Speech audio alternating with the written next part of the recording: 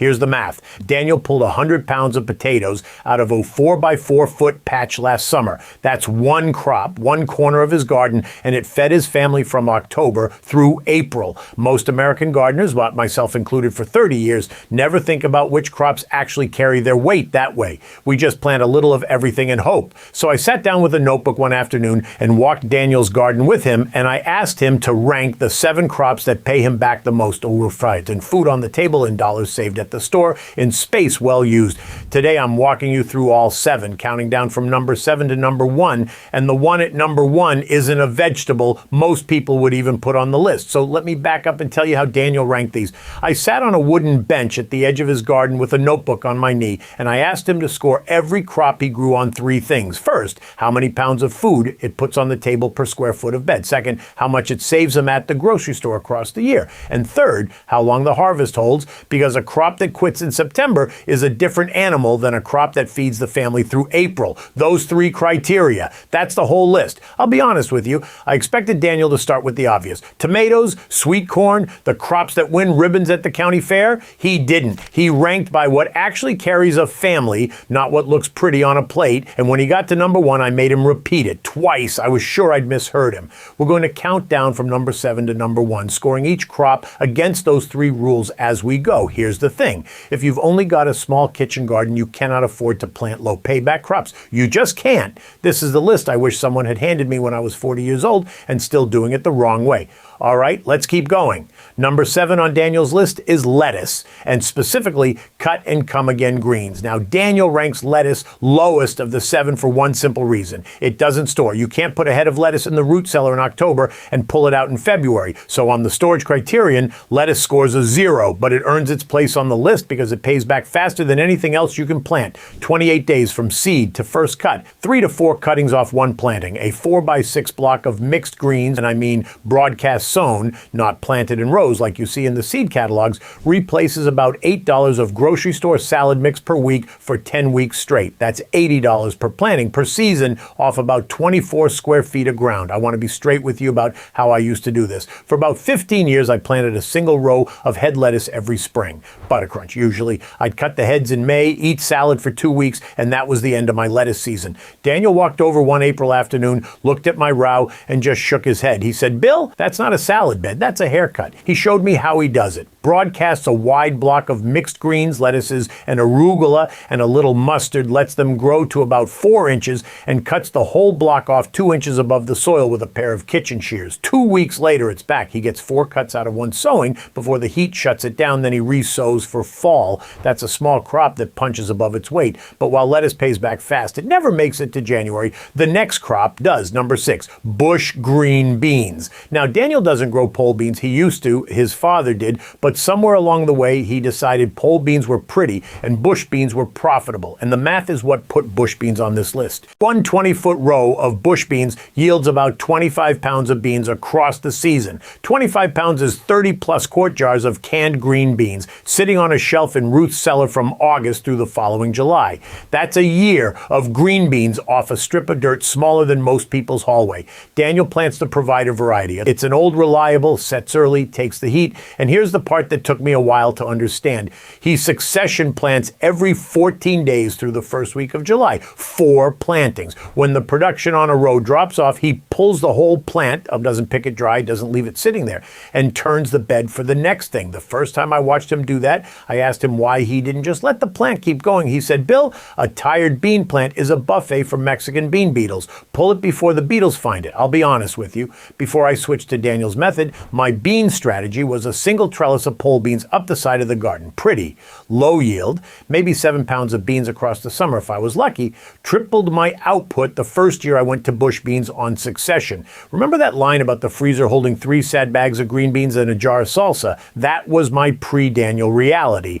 Now, Ruth's cellar shelves carry 30 jars from one row, but beans go into jars. The next crop goes into the cellar and stays there for 9 months. Number 5, onions. And onions land here because of one criterion above all others. Storage. A properly cured onion is a miracle of self-preservation. It holds from August harvest through the following April without electricity, without canning, without freezing, without anything except a cool, dry corner. Daniel plants yellow storage. Patterson is his current favorite, copra before that, and he plants from sets, not seed. About 200 sets in a 4x8 bed. He gets 180 to 190 keepers. He cures them on screens in the barn for 2 weeks after lift, then braids them by the dozen and hangs them in Ruth's cellar at 50 degrees. $60 to $80 of grocery onions sitting in the cellar, free to grab anytime you need one for a soup or a stew or a skillet of fried potatoes. I want to tell you what my onion patch used to look like. I planted 20 onions a year. 20. I'd lift them in August, lay them on the porch for a day, bring them inside, and feel proud. Daniel came over one afternoon, saw my 20 onions sitting on the kitchen counter and laughed. Not unkindly, though Daniel doesn't laugh that way, but he laughed and he said, "Bill, an onion bed should feed a family for 8 months, not 8 days." That was the moment I understood the storage criterion. It isn't enough to grow food. You have to grow enough food of the right kind in a form that holds. 20 onions feeds a family for 2 weeks. 200 onions cured right, hung right, fed Daniel and Ruth from the last week of August through the first week of May last year. I counted. Ruth told me when they pulled the last braid down, onions hold for 8 months. The next crop on Daniel's list holds even longer, and weighs more. Number 4, winter squash, and specifically butternut and blue Hubbard. This is where the cellar starts doing real work. Daniel ranks squash here because of 2 things at once: calorie density and storage life. A cured butternut sits at 55 degrees in Ruth's cellar and holds for 6 months without complaint. A blue Hubbard holds even longer. Last fall, Daniel pulled a single Hubbard out of his patch that weighed 22 pounds. 22 pounds from one vine. One 12-foot row of butternut in his garden gives him close to 80 pounds of squash, and most of it doesn't get touched until November or December because the squash is patient. It waits. I'll be honest with you. The first year I tried to grow Hubbard, I didn't know what I was doing. The vine produced a single squash about the size of a small dog, and when I brought it inside to cook it, I couldn't get a knife through the rind. I ended up on the back porch with a hand axe, swinging at it like a piece of firewood, and my wife came out and watched and said nothing for about a minute. Daniel laughed for a week when I told him. He told me later, "You cure it first. You let the rind harden, and then you score it before you split it." But the laugh was worth it because I never forgot the lesson. And one more thing on squash. Daniel tucks marigolds between the hills. He has done it for as long as I've watched his garden. Squash bugs are real, and the marigold scent confuses them just enough to take the edge off. It's not a force field. It's just one more layer. Squash carries weight in the cellar. The next crop carries weight on the kitchen counter and on the grocery store ticker. Number 3, tomatoes. Now, tomatoes don't make this list on volume. Daniel ranks them on dollar replacement value. Here's the math. A single indeterminate tomato plant, Daniel grows Brandywine and Amish paste, and he's grown both for as long as I've known him, gives about 25 pounds of tomatoes over a full season. Organic tomatoes at the grocery store run $4 to $5 a pound. Do the multiplication. That's $100 of replacement value per plant. Daniel grows 12 plants, $1,200 of grocery tomatoes off a strip of garden you could mow around in 5 minutes. I want to be straight with you about how I got there because I didn't always get this kind of result. The summer of 2003 was a tomato disaster for me. Blight on the lower leaves, hornworms taking entire branches in a night, aphids underneath every set of new growth. That was the summer I walked over to Daniel's with a 6-pack of root beer and asked him what I was doing wrong. And the answer that took me about 3 more seasons to fully understand was that my tomatoes were standing alone. They had no neighbors.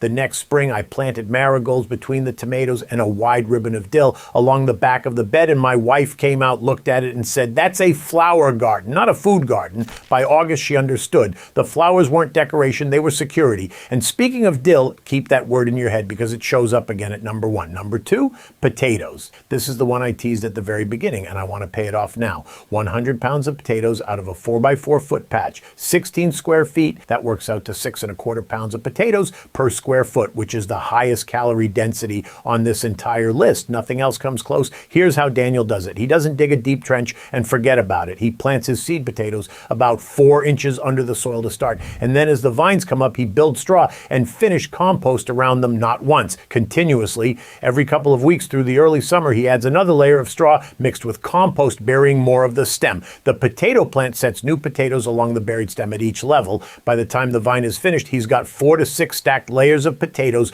growing up the stem instead of one layer growing down. That's where the 100-pound number comes from. It's not magic, it's geometry. I planted potatoes the wrong way for 30 years. Single trench, one hilling in late June, 1 to 2 pounds per plant if I was lucky. The first year I tried Daniel's method, I doubled my yield. By the third year, I was within 20 pounds of Daniel's numbers on the same footprint, and then Ruth takes over.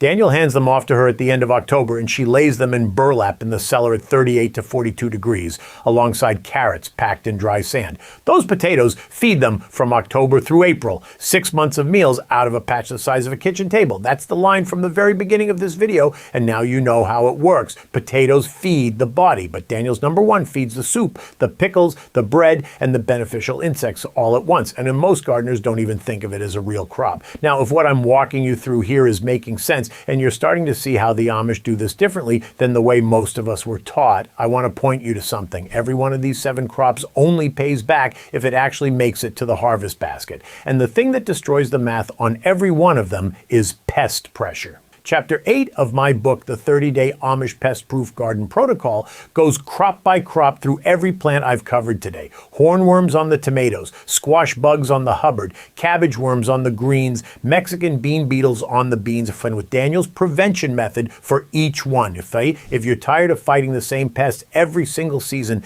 that's the chapter. It's $17 at backyardbillbooks.com. If you're watching on your TV, grab your phone and point it at the QR code on the screen. If you're on your phone or laptop already, the link is right there in the description. Take your time finding your phone. The one Daniel ranked number 1 and the one I asked him to repeat because I was sure I'd misheard him. It is not a vegetable. Daniel's number 1 crop, the one that beat potatoes, the one that beat the tomatoes paying back $100 a plant, is culinary herbs, specifically led by parsley and dill, with basil right behind. I sat there on his porch with the notebook open and I said, herbs? And he nodded. I said, a head of potatoes? And he nodded again. So here's why. 3 reasons, all at once. First, dollar replacement, a 4-foot row of parsley, just parsley, replaces about $180 worth of grocery store herbs over a single year, because grocery parsley is sold in those little plastic clamshells for $3 or $4 at a time, and a single row produces more than a family can use fresh. Dill replaces another $60 between fresh use and pickling spice. Basil replaces another $80. Run the addition on a single 4x6 herb bed, and you're well over $300 a year. That's the highest dollars per square foot of anything on this list. Second, storage. Ruth handles the herb harvest the same way she handles the root crops. Parsley gets dried by the bundle, hung from the rafter above her kitchen counter. Basil gets chopped and frozen into oil cubes, a tablespoon of olive oil in an ice cube tray with the basil frozen, popped out in January when she needs it for soup. Dill heads get dried whole for winter cooking and pickling spice. The herbs carry into the off-season the same way the potatoes and onions do. Third, and this is the one that took me the longest to understand, the dill flower head, when you let it bolt, attracts parasitic wasps and hoverflies. Those are the beneficial insects that hunt the aphids and the hornworms and the cabbage worms on every other crop in this video. The dill is doing pest control for the tomatoes. Daniel said it to me this way. He said, a row of dill does 3 jobs. It feeds the pickle jar, it feeds Ruth's soup pot, and it feeds the wasps that protect everything else. Show me a tomato plant that does 3 jobs, and that's why herbs landed at number 1. They win on all 3 of Daniel's criteria at once: dollars saved, storage life, and space efficiency, which no other crop on this list does. I'll confess something. For the first 18 years I gardened, I treated herbs as garnish. A small pot of basil by the back door, a sprig of parsley on a plate. That was it. I now grow a 4x10 herb bed at the south end of the garden, and my wife says it's the highest traffic spot in the kitchen. Before I let you go, I want to come back to something Ruth said the first time she walked me through her cellar. She told me a garden doesn't pay you back at harvest. It pays you back in February when you're still eating from it, and that's the other half of this whole equation. 6 of the 7 crops Daniel ranked only deliver their full payback if they make it into storage. That's exactly what chapter 10 of the book covers: Ruth's root cellar and pudding buy. It walks through her potato storage, her onions braided at 50 degrees, her carrots packed in sand, and the herb drying methods that make number 1 on this list worth the space year round. The book is at backyardbillbooks.com. If you're watching on the TV, point your phone at the QR code on screen. If you're on your phone, the link's right in the description. Take a minute to grab it. I'll be right here. So those are the 7 crops Daniel ranked, from lettuce at number 7 all the way down to herbs at number 1. Here's what I'd ask you to do. Don't try to plant all 7 this spring. Pick one, commit a single bed to it this season, do it the way Daniel does it, and watch what it actually pays back by October. That's how I learned the one bed at a time. I'll be doing a follow-up video soon walking through Daniel's deep mulch potato method step by step, since that's the one most folks want to see after they hear the 100-pound number. Daniel and Ruth are out there right now on a Tuesday afternoon doing exactly what their parents and grandparents did before them. Drop me a comment and tell me which crop you're going to commit a bed to this year. I read every one. I'll see you in the next one.